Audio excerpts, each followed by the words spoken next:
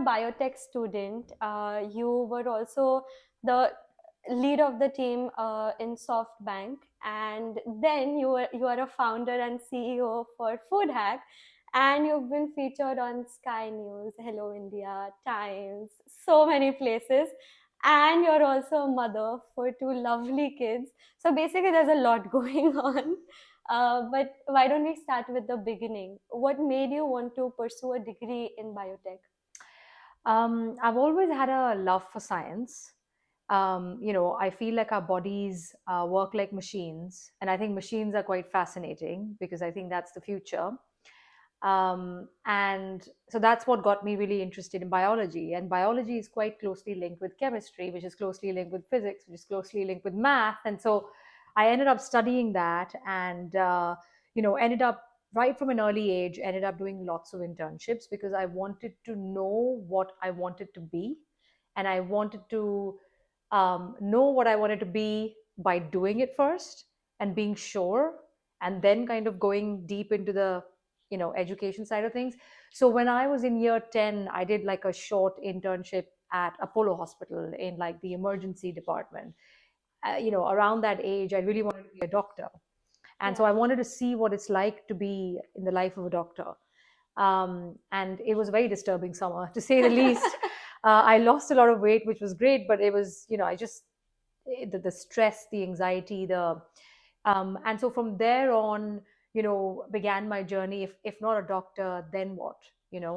And so I applied for biotech, which was, the next closest thing I could find, and went to study biotech in my undergrad. Um, while I was studying biotech, I wanted to, test out finance because a lot of my friends were getting into finance, and that was the era Yeah. of finance where everybody wanted to, be in the city of London. And so ended up doing an internship at a wealth manager, which had, boutique private equity and, various different investment vehicles.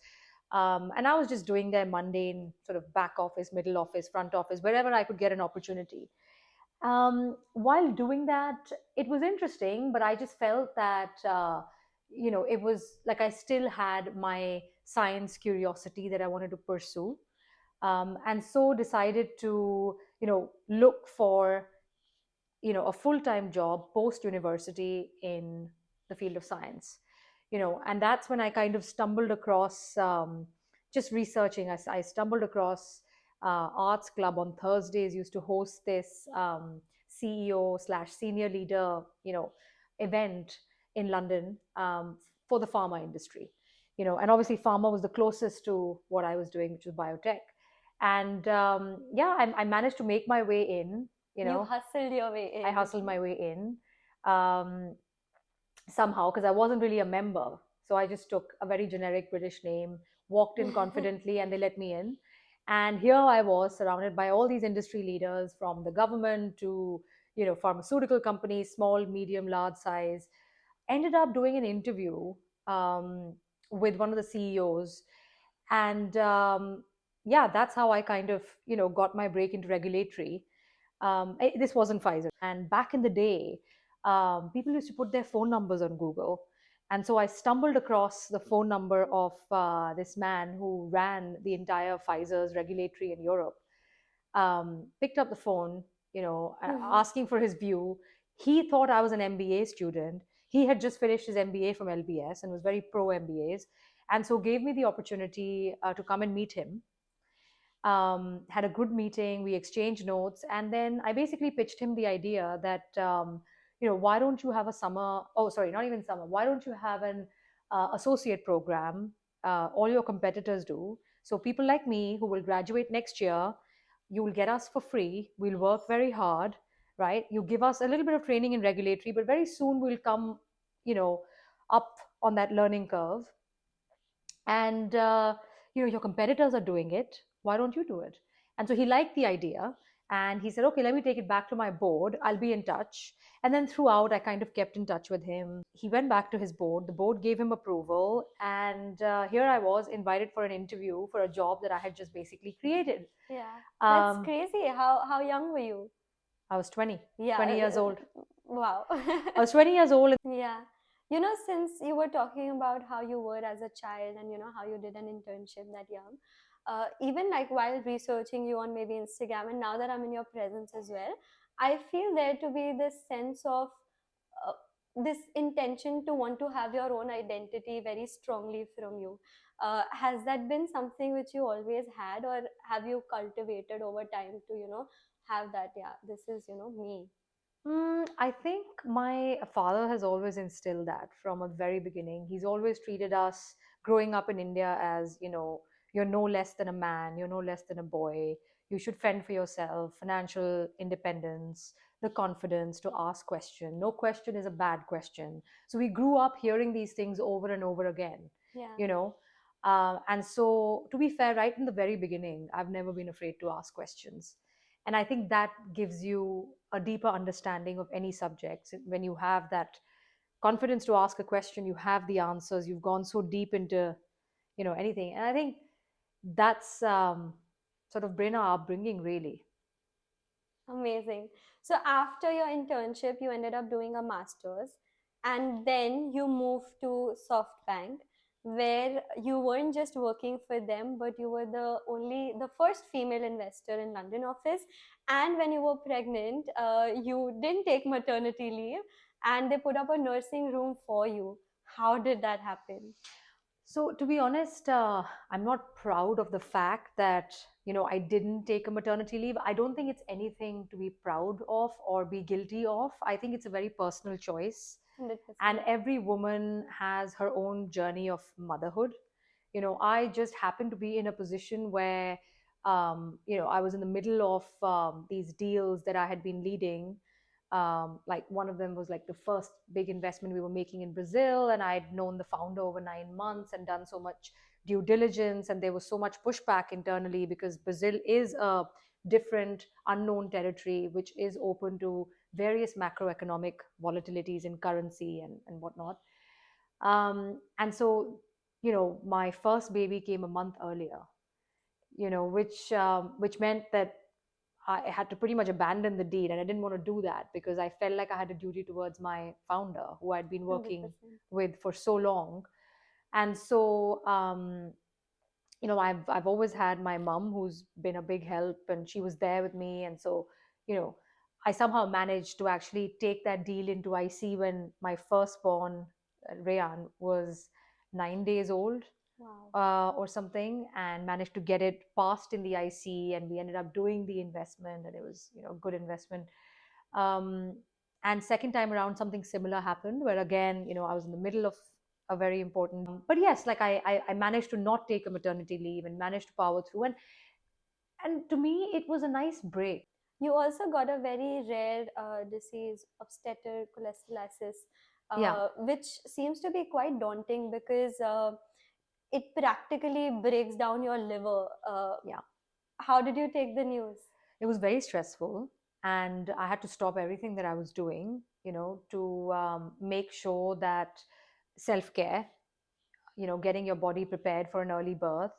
But yeah, it is quite stressful. It's a breakdown of the liver where excess bile hangs around. It can be poisonous for the child if you Yeah, leave them in too long, and if you take them out too early, then you know they can be premature related yeah, effects, which you can take years to recover from. So yeah. it's a tough decision, and it's your doctor's decision. Also, the bile is pushed into the bloodstream, Yeah, like it's, yeah, and it's there's no yeah, cure for it. yeah.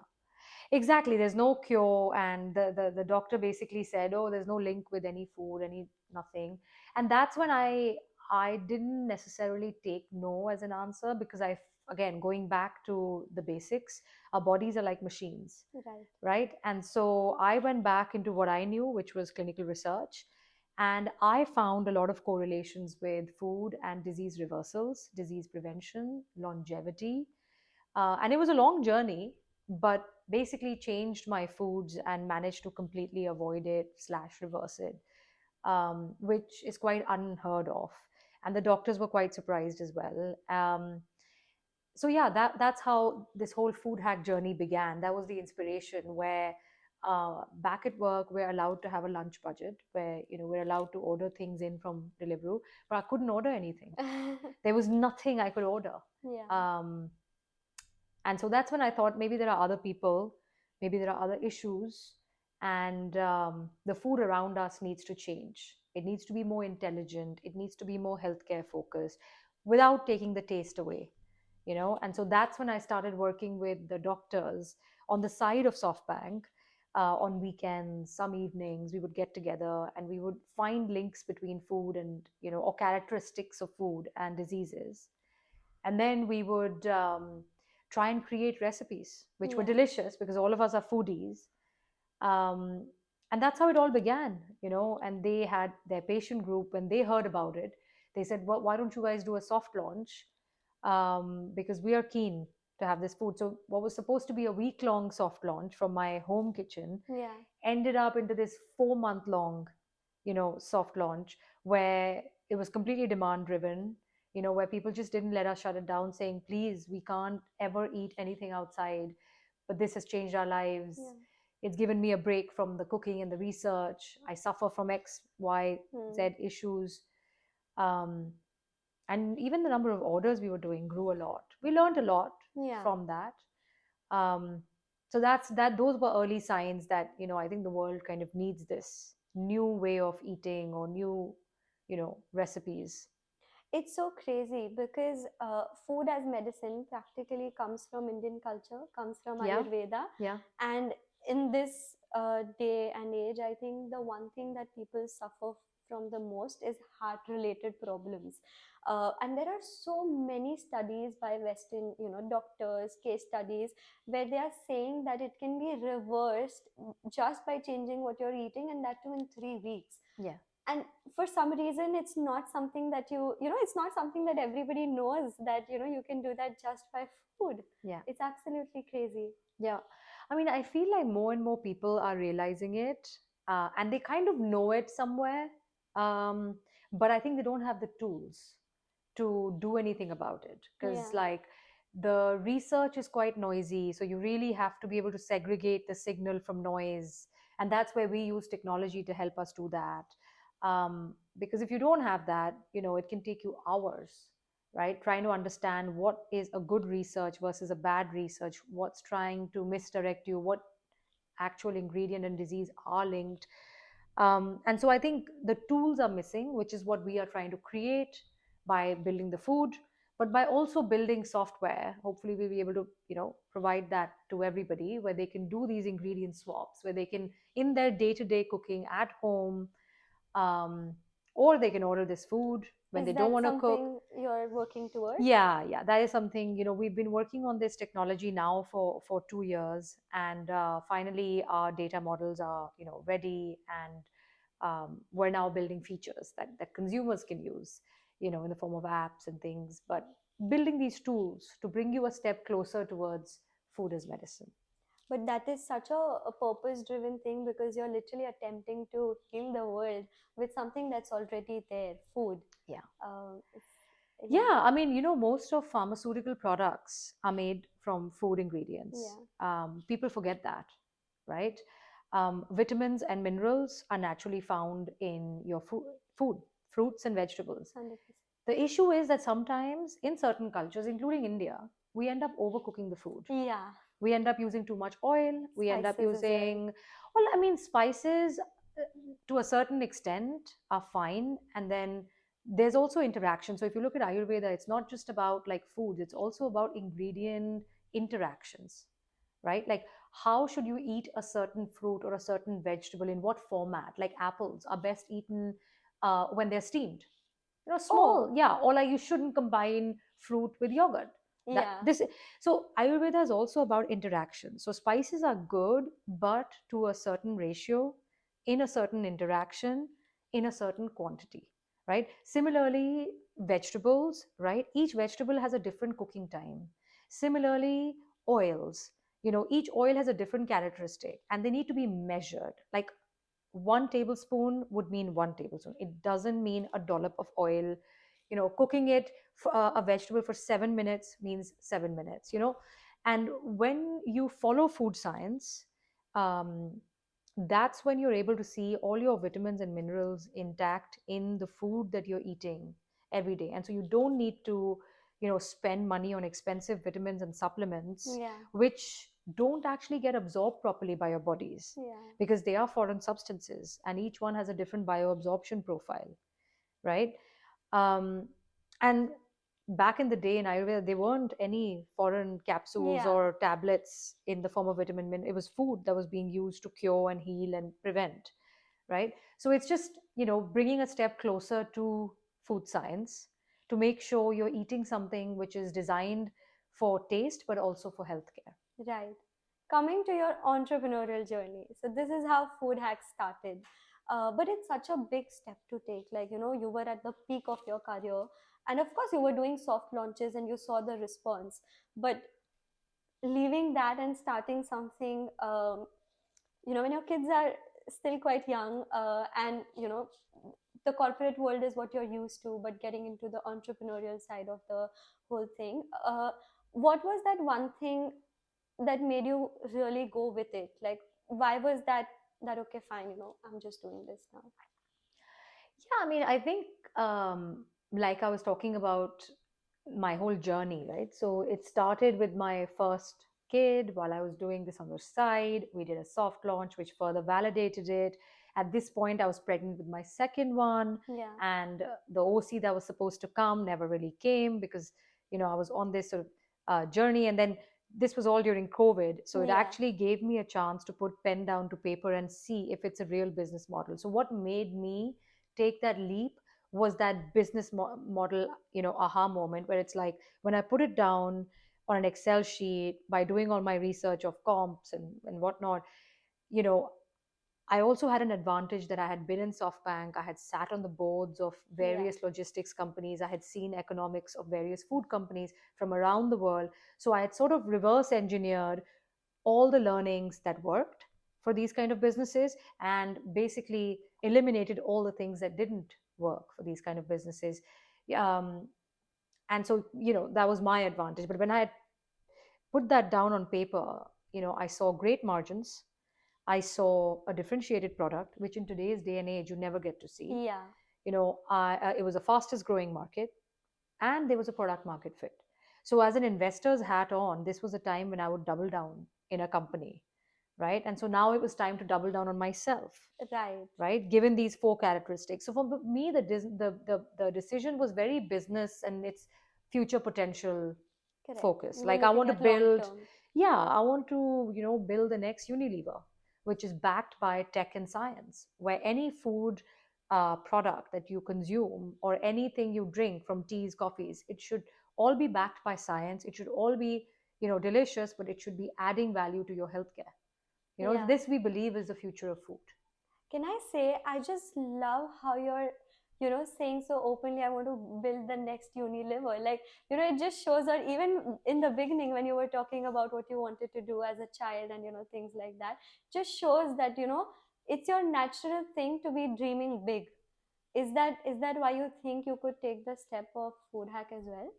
Possibly. I mean, also SoftBank, it was a great experience. It Yeah. makes you think big, it makes you look big, So, of course, I mean, I feel like every experience in life is a learning experience. You're developing and building. So, all of that has, led to this. And I'm sure I'll continue to learn and build. And I'm learning so many different things from being Yeah. an entrepreneur, compared to being an investor before.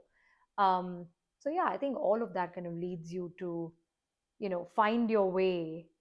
I've always been ambitious. Yeah. You seem like. Yeah, I've always been ambitious. I've always wanted to make a positive impact in the world that we're living in. And so actually the biggest motivator behind making the switch, between SoftBank and FoodHack, obviously keeping the business aside, was knowing that tomorrow when I'm 80, 90, 100 years old and I look back at my life, I'll be happy to know that, okay, I worked hard to provide a good life for my kids, for my family, but also I did my bit to help people with their health and to help the planet. So it's so the business, um, it's an added benefit that it's a good business, but at the same time it also does something good Yeah. for people and the planet. So that is the extra motivation that all of us at FoodHack have. Like we feel very proud, Yeah. that we're not just building another curry or another like burger or another fake meat or another, we're actually doing something good for your health and for the planet. And that, motivation, it takes you a long way. But coming to your corporate journey, this is something that really fascinates me, because you've transitioned from a corporate world to entrepreneurial side of the thing. Uh, how was the shift like? How was the transition? And also, do you think being an entrepreneur is more fulfilling than what you were doing before? Um, so I think let's take the first question, right? So Yeah, the journey from corporate into entrepreneurial. The switch was quite smooth, I would say, because I took my time to do it. I'm in my yeah, 30s. I'm not in my 20s, where you are trying to earn, you're trying to learn, you're trying to have enough credibility so you can go out. It's a very stressful thing to do in your 20s, yeah, right? I worked for a long time, and I developed the credibility in this world of investing and investors, and I'd shown them track record, and you know, um, so that was a big help. um, I had some savings by this time, right? Which also kind of put me at ease that for the next couple of years, I can give up, sacrifice my salary because I have enough savings, and still carry on with my life, yeah, without stressing out too much, which would have been difficult to do in your 20s. yeah, So I think the whole financial independence part like made it a lot smoother.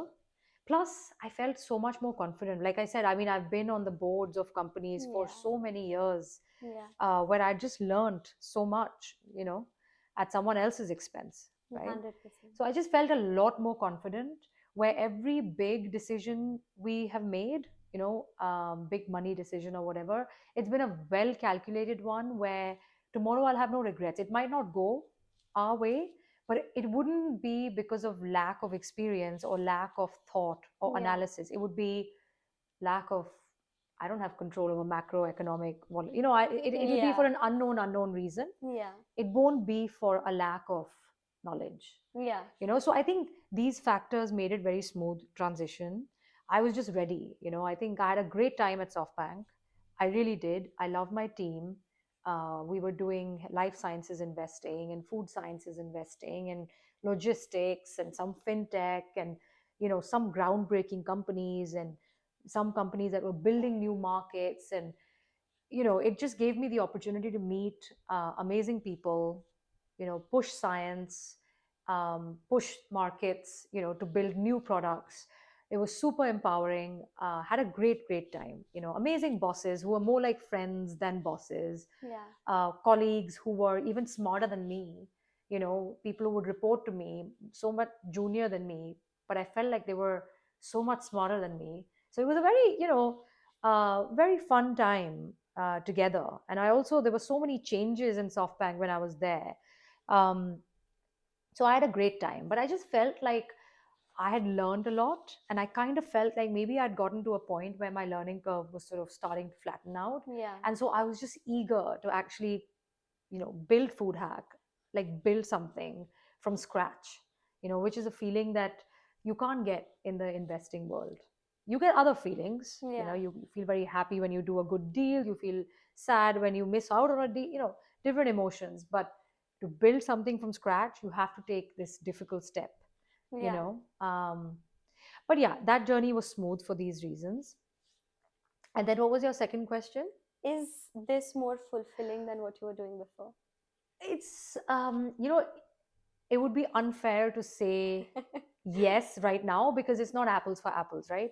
Because Yeah, I'm comparing to the time I left. But yeah, by the time I left, I learned so much. yeah, In the beginning, when I joined SoftBank, it was a whirlwind. Like there was so much to learn, yeah, and you know, there was just so much excitement. Tech was like going, big, especially in emerging markets, and new, businesses and companies and products were being built, and we had a role to play in, writing those large checks to enable them, to get to where they are. So that was an exciting feeling as well. um, but having said that, I still do think that this is more fulfilling, because of that, that holy trinity factor that I mentioned, which is Yes. it's a good business, but at the same time you're doing something good for people's health and for the planet. You're Yeah. actually building the future of food. You're And there will be competitors, that's fine, Yeah. that's totally fine, but at least you are building a new market, or you're pushing an existing market to become more innovative, to bring healthcare in people's hands. So I Yeah. think, and you're building something from scratch, Yeah. right? So that's really, really difficult. It's really difficult thing to Yeah. do. And currently, the environment we're living in, we all know this, it is a difficult environment, especially in the UK, with bills, prices going up, and labor shortages, and Yeah. Brexit, and the war. you know it's had a massive impact on the food industry, so it is a difficult time to be doing this. Um, so all the success we've had, all the success we're going to have, just makes it way more fulfilling. Yeah. The reason why I ask this is because there's a hustle culture happening in the Gen Z, like people like to put it. Because most of the people, maybe they want to work for a year or two, but they want to start something of their own. There's a big hustle culture amongst the youth, amongst all of us, and I wonder if it's because of that fulfillment, that people are drifting more towards starting something of their own than to be in the safe zones of working in the corporates. But coming to you, I really wanted to ask you, now that you've experienced both, and of course you've learned a lot from your corporate journey, but if you could go back in time, would you start your entrepreneurial journey a little earlier? No, No. no. Because, like I said, I think, I've always been financially independent right from an early age. Like when I was working at Pfizer, I was like 21. I didn't take any money from my dad. I lived near Pfizer offices in Surrey, where rents were cheaper. I had my own little secondhand car, which Yeah. was bought by my own money. So I've been financially independent for so long Yeah. that if I had started it in my 20s, I think it would have been very stressful for me. Yeah. And I think it would have caused me to make wrong decisions or to take shortcuts. I mean, I worry. Yeah. Maybe I wouldn't have. Some Yeah. people can manage, you know, financial restraints a lot better than others Yeah. in their 20s, for example. But I'm very happy that I'm very comfortable, actually, because I just feel like every decision I'm making, I'm quite confident Yeah. that, I have thought through this, I have seen it in my experience, to be working or not working. I have ran the numbers, I have spoken to my colleagues, my network. Now that, Yeah. there's a much bigger network you have in your 30s than you have in your 20s. Yeah. So I've taken every possible step there is, to make these important decisions which can make or break the company, which I wouldn't have been able to do in my 20s because I wouldn't have had the tools. I wouldn't have had my own experience, my own track record, my own network, my own savings. So I'm really happy that I did this now, because when you start a business, it's not just about you.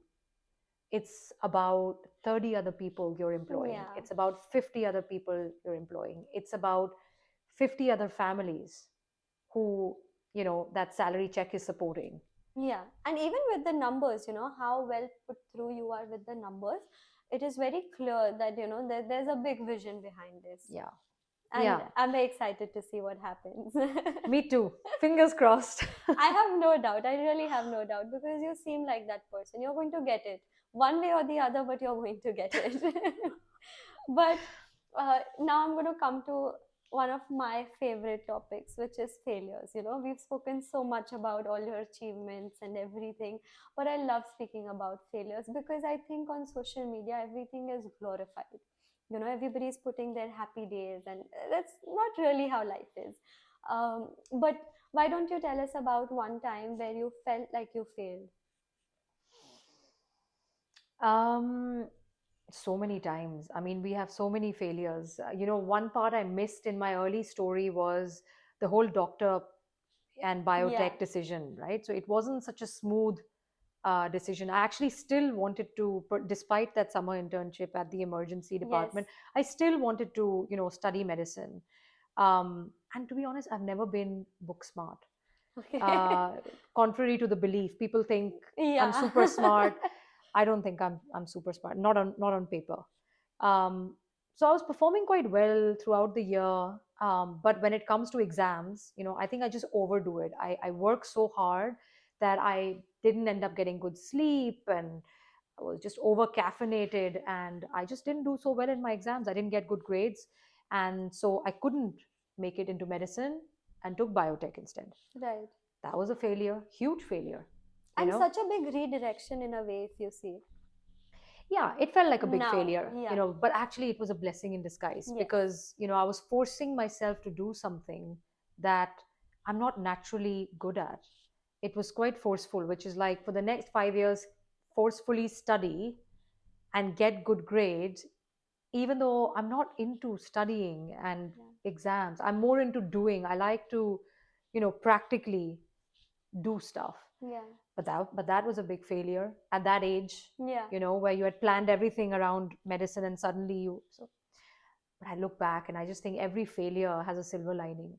Had that not happened, God knows, maybe in the middle of my medicine degree I would have said, enough, Yeah. I don't want to do this Yeah. anymore. God knows. Yeah. Or maybe I'd finished it. Knowing me, I probably wouldn't have given up. I would have finished it. And by the time I would have finished it, I would have gone in this sort of rut of like, okay, now let's specialize and let's get into a specialism. And in my 30s, I probably would have just finished studying, and I just would have been miserable, Yeah. So who knows? Yeah. I just feel like every failure has a silver lining, Yeah. has a learning, and every failure I feel like is meant to happen, because it's meant to teach you something, Yeah. you know, Is and also makes you appreciate the highs, the successes. I mean, up until recently, um, even at FoodHak, we grew so much in the month of Jan. We were at this inflection point where we were a startup last year. And suddenly from there, the brand's taken so much traction where we are in retail stores. So we suddenly unlocked, retail, which is very large volumes from a very small warehouse that we have. We've got a D2C business, which has suddenly grown a lot because, you know, the brand's done well, people like the food, the variety, the price points, the health benefits. And so Jan had just, lots of things were breaking down. yeah. And that feels like failure, right? Where it's like, why is this thing not work? Oh, my last week was all about fixing this, and now this week this is broken, yeah. and then the next week something else broke. And so Jan was a very difficult month. But actually, if you think about it, it's a really good problem to have. It's a Yes. champagne problem. We're growing. It's Yes. an inflection point, right? And yeah, each of those things that were breaking have taught us a lot. And Yeah. I'm glad it happened, because today we're operating at this scale. Imagine if it had happened at this scale, right? So much more money would have been wasted, Yeah. so much, um, that would have been disastrous. So I don't know, I look at failures as almost constructive feedback, things to learn from, things to become better at. So I feel like they can be a blessing in disguise. I'm Yeah. pushing it here, but I think they could be. It depends on yeah. the way you look at it and what learning you take out of it. Right. You know how you said that food hack, even in retail stores at this point and things like that. What was your biggest marketing strategy with this business? I think the biggest strategy was to go for D2C and build a brand. Hmm. Building a brand is very difficult. It's expensive. It's time consuming. Yeah. It's energy draining. But our bet was that this will help drive retail, it'll help drive B2B, it'll help drive so many other directions that we want to take Yeah. in the business. And so yeah, Yeah. we continued to invest our time and resources, and um, so I would say that was one. And we still believe that actually building a brand is the right thing, because we Yeah. live in a world where the consumer is utterly spoiled, because of all the progress tech has made, convenience delivered to your door. And consumer wants trust, and trust comes from brand, it comes from authority, it comes from sharing your beliefs and sharing, how you're building these recipes, what kind of food you're building, why you're doing it, Yeah. what health benefits it has. It comes with transparency, right? And so all of this takes time. Yeah. All of this, sitting here talking to you, sharing the story, Yeah. right? This is all, part of the story, right? It's all, we're all doing it for the brand. You're doing it for your podcast, I'm doing it for FoodHak, right? It's all, you know part of the sort of brand building exercise, which I believe has been our big strategy. Right. But do you think social media has helped you with this, or was it more mouth to mouth people? Um, No, I think social media has been, definitely a big driver for us. mm-hmm. We invested a lot in this, as well. Yeah. I mean, in the very beginning, I couldn't afford really expensive Yeah. hires or anything like that. So I ended up onboarding a lot of people as consultants, Yeah. freelancers, people who had built their own businesses, their own brands in the food space in London, in UK. And took their help as well, and one of them really pushed us in the whole social media direction, which is when we've kind of gone big on content and figuring out our own journey. So social media definitely has been helpful. Now we do all kinds of things. There's Yeah. performance marketing, there's influencers, there's you know um, but it helps that people are enjoying the food, because it's not about the first time purchase, it's about the repeat. Because what we say is, the reason it's a subscription is, we want you to, this is a lifestyle, it's not a takeout. Yeah. Give us certain number of meals, but stick to it week on week. you know Dedicate a certain part of your week towards this lifestyle to really, See the result. the power of the power of Yeah, food as medicine. 100%. So I love asking this question because I would like to know the answer myself. I personally believe that there's a difference between successful and not so successful people, if we just term them that way. And in my opinion, the difference is not hard work. I think that everybody's working hard because it's a survival instinct. So the hard work, just hard work, cannot be the answer. There is an element of something more. Um, so what do you think is the difference? See, I completely disagree with you on that.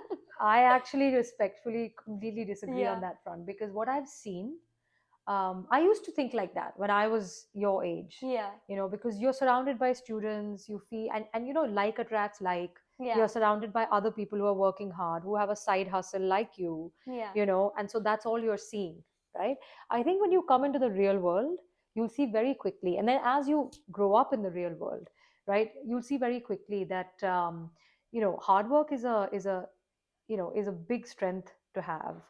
um, like, I feel that I'm like, I will outdo anybody in hard work, and I think that's my strength. yeah.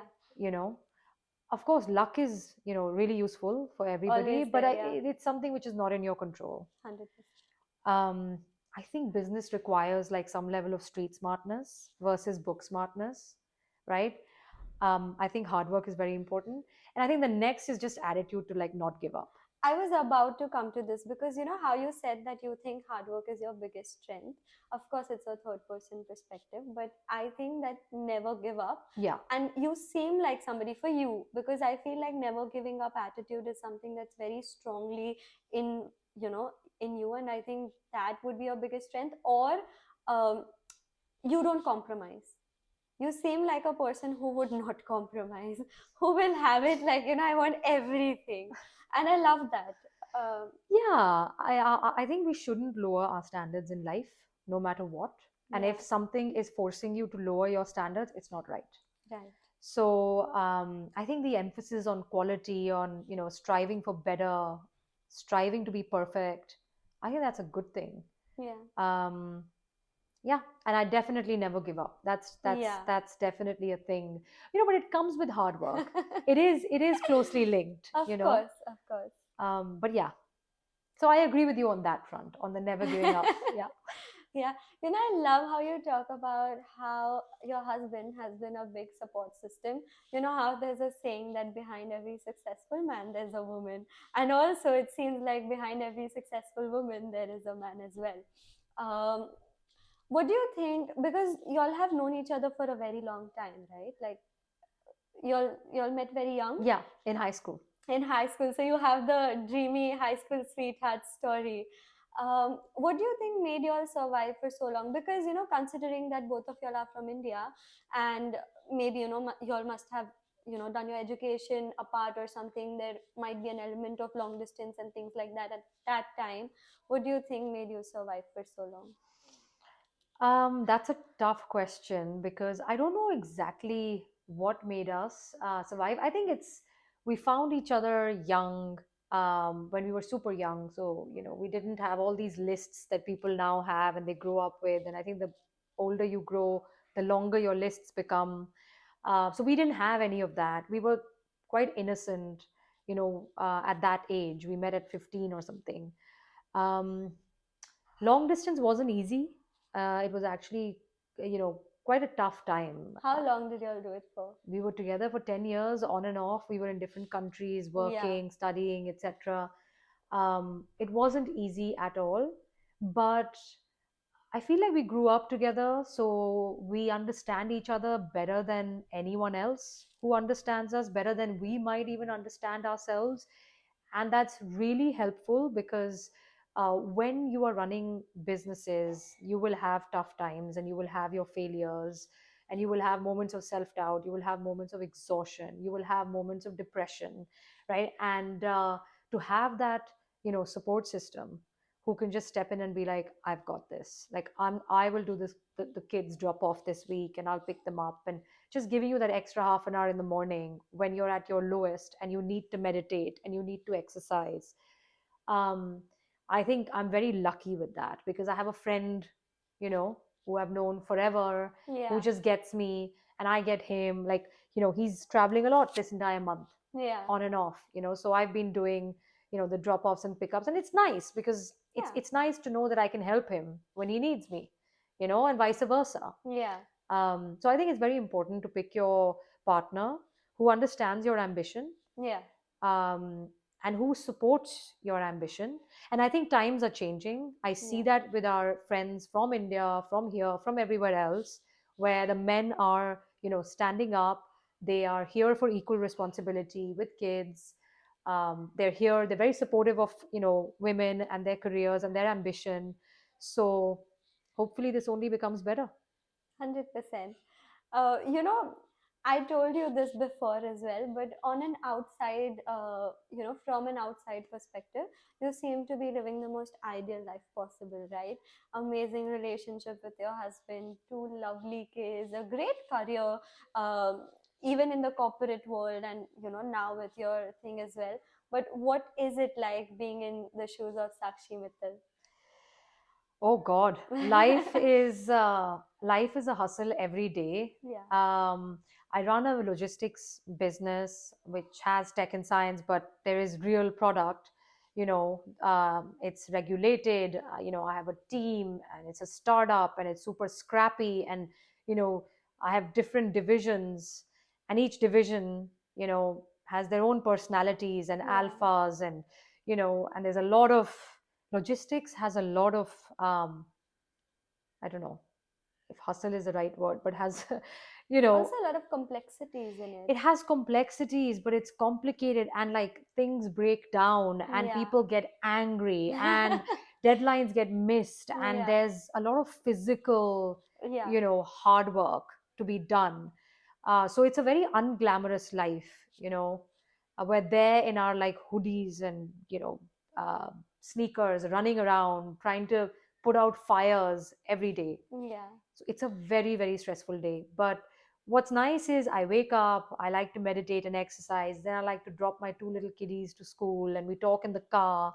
From there, I kind of go to the warehouse, and that's when all the fights begin. So my morning is quite nice, but a day in my life is like very different to what you would imagine, Right.